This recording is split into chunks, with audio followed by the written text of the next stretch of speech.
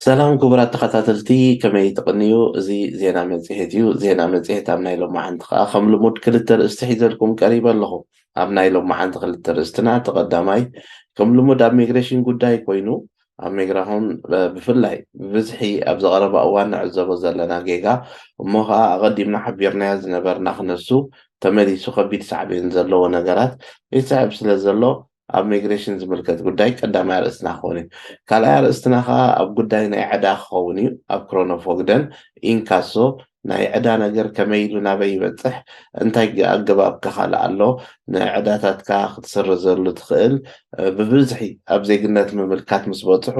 ሰባት ተሸጊሮም ኣብ ብዙሕ ናይ ዜግነት ምድንጓያት ዝኣትዉ ዘለዉ ክገብሮ ዝግባእ ወይ ክገብሮ ዝኽእሉ ዝነበሩ ነገራት ደይገበርዎ ንዑ ዝምልከት እውን ክትንክፍ ክፍትል እየ ኣብቲ ቀዳማይ ኣርእስትና ኣዝዮም ብዙሓት ሰባት እቲ መንበሪ ፍቓድ ግዝያዊ ከይሕደስዎ ግዜ ዘሕለፉ እሞ እቲ ግዜ ክትሕድሰሉ ዝግባእ እንተሓሊፉ እሞ ዕቁባ ሓቲትካ እንተነርካ ኣብዚ ዓዲ ከም መቕፃዕቲ እቲ ናይ ስራሕ ፍቓድካ ስጋዕቲ ሓድሽ ፍቓድካ ተዋሂቡ ዝመፅእ ትሰርሕ እንተነርካ ደው ንኽትብል ትግደድ ናይ ስራሕ ፍቓድካ ይሰሓብ ናይ ስራሕ ፍቓድካ ተሳሒቡ ማለት ኣብ ስራሕትኻ ንዓኻ ውፅኦም ካልእ ሰብ ተእትዮም ተመሊሶም ከይመልሱኻ እውን ይኽእሉ እዮም ማለት እዩ ስለዚ እታ ሸለልትነት እታ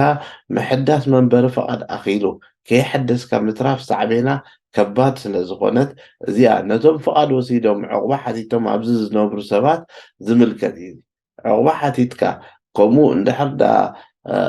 ምንዋሕ ክልተ ወርሕን ካብኡ ንታሕቲ ክተርፎ ከሎን ከተመልክት ትኽእል ኢኻ እዚ ግዜ ዘሕሊፍካ እንድሕር ደኣ ግን ከተሐድሶ እቲኻ ናይ ስራሕ ፍቓድካ ይሰሓብ ማለት እዩ ናይ ስራሕ ፍቓድካ ተሳሒቡ ማለት ከዓ ክትሰርሕ ኣይትኽእልን ኢኻ ማለት እዩ ኣብ ትፅበየሉ ግዜ ስለዚ እዚኣ እታ ቀዳመይቲ ጌጋ ካልአይቲ ከዓኒ ከማ እሳ ጌጋ ኮይና ግን ከዓ ብመርዓ ዝመፁ ሰባት ብመርዓ ዝመፀ ሰብ 30 መዓልትን ካብኡ ንታሕትን እዩ ሳዕቤና ግን ከባድ እያ ንብመርዓ ዝመፀ ሰብ እንድሕር ደኣ ከይሐደሰ ግዜ ሕሊፎ ዓድኻ ውፃእ ከም ብሓድሽ ኣመልኪትካ ኢኻ ትመፅእ እዩ ዝበሃል ሕሰቦ ዕቑባ ዘይሓተተ ሰብ ዓድኻ ወፂኻ ካብኡ እንደገና ከም ብሓድሽ ኣመልኪትካ ኢኻ ትመፅእ እዩ ዝበሃል እቲ ግዜ ተሓሊፉ ስለዚ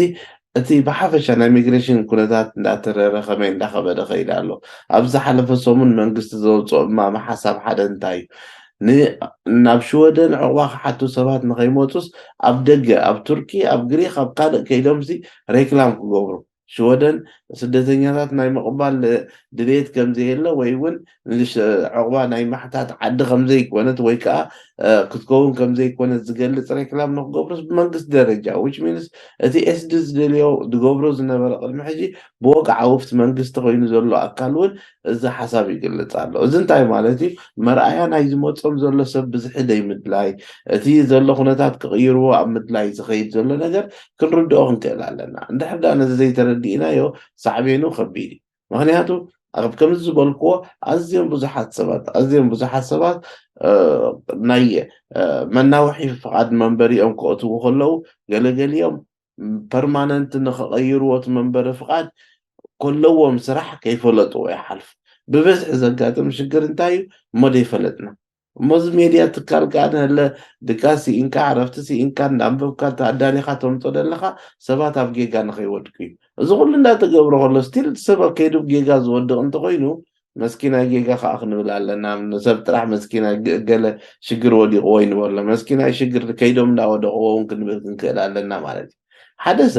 بقول بقانكو خيترف نجيرك تم ميغريشن بقانكو خيترف حبريتا وتك يعملوا اب كم زي خمس ملكت كم تري ملكت كاجن يسرح فعدك صحابي ويك ابز عد وصا تباهل كاخت ملكت يخندا تباهل غلو كم زقات معزي بزح زغم عين شللت الناس تترفن اتزلو ناي ميغريشن بوليس تاع ندا خيت سلازلو زي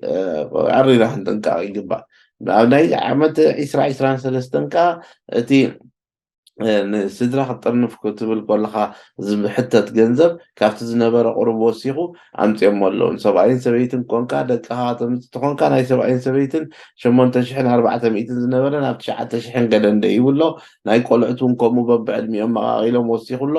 እዚ ወላ ብፅሑፍ መልክዕ እውን እቲ ሊንክ ብታሕቲ ክንሰደልኩም ኢና ክትርእይዎ እሞ እዚ ከዓኒ ኣዝዩ ኣገዳሲ ቆልዑት ከምፁ ፋሚሊ ክጥርንፉ ዝሓስቡ ሰባት ክንምንታይ እቶት ክህልዎም ኣለዎ ቁሩብ ወሲኹ ስለ ዘሎ ንዕኡ እውን ኣብ ግምት ዘእተወ ነገራት ክትገብሩ እግረ መንገደይ እንዳሓበርኩ ናብቲ ካልኣይ ኣርእስቲ ከስግረኩም እየ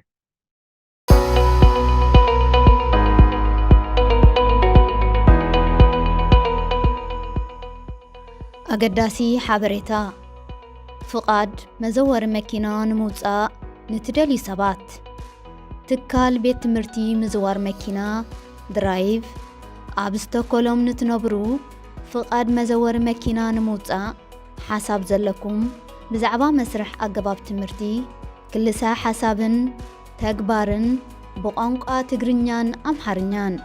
መብርሂ ንምሃብ መደብ ሰሪዑ ስለ ዘሎ ንቐዳም ዕለት 28 ጥሪ 2023 ኣብኡ መፂኹም ክትካፈሉ ብኽብሪ ንዕድም ንዝያዳ ሓበሬታ ናብ 08 71 14 72 2 ደውሉ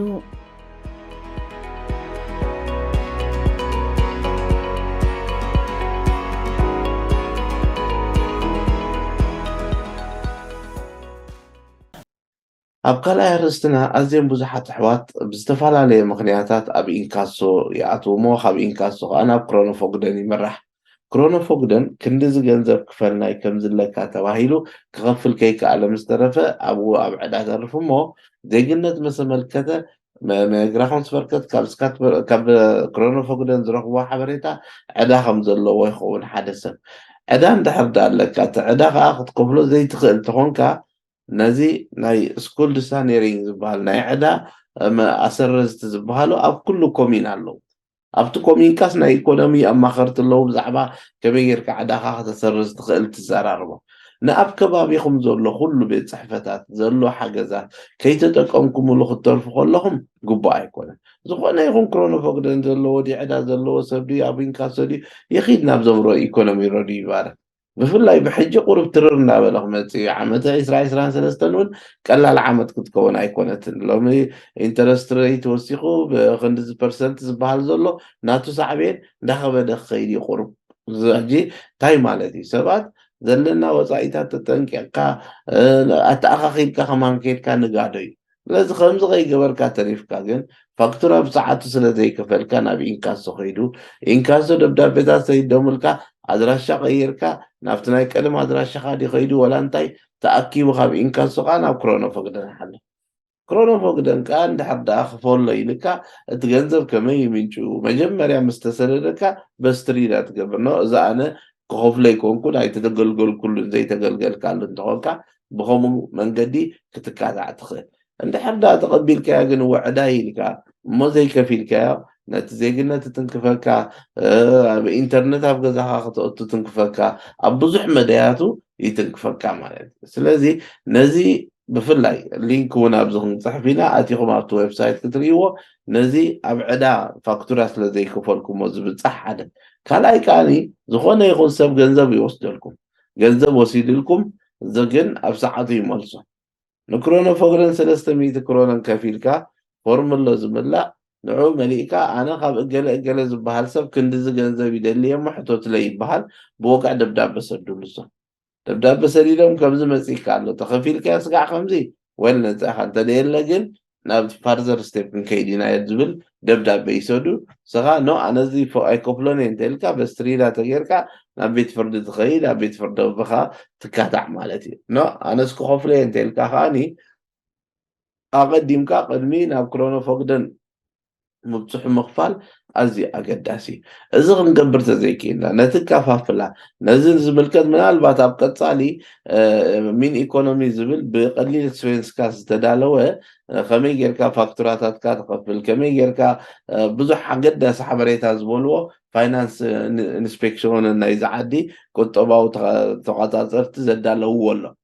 ሰፊ ኢኮኖሚ ዝብል ካብኡ ኣብቲ ኣወዳዲርና ናይ ቋንቋ ሽወደን ኮርሳትና ምስ ተጀመረ ነዚ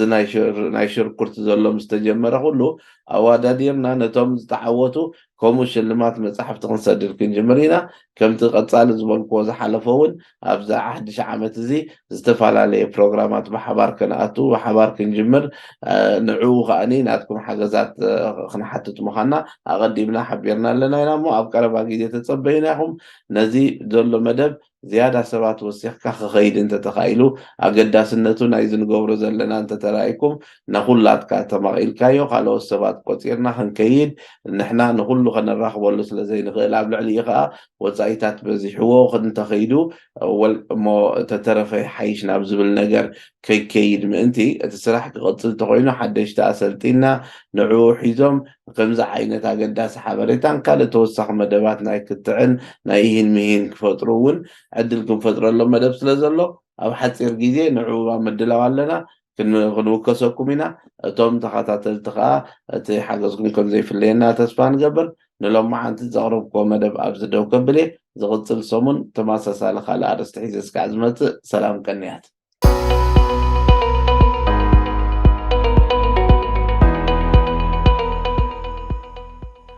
ኣገዳሲ ሓበሬታ ፍቓድ መዘወሪ መኪና ንምውፃእ ንትደልዩ ሰባት ትካል ቤት ትምህርቲ ምዝዋር መኪና ድራይቭ ኣብ ስተኮሎም ንትነብሩ ፍቓድ መዘወሪ መኪና ንምውፃእ ሓሳብ ዘለኩም ብዛዕባ መስርሕ ኣገባብ ትምህርቲ ክልሳ ሓሳብን ተግባርን ብቋንቋ ትግርኛን ኣምሓርኛን መብርሂ ንምሃብ መደብ ሰሪዑ ስለ ዘሎ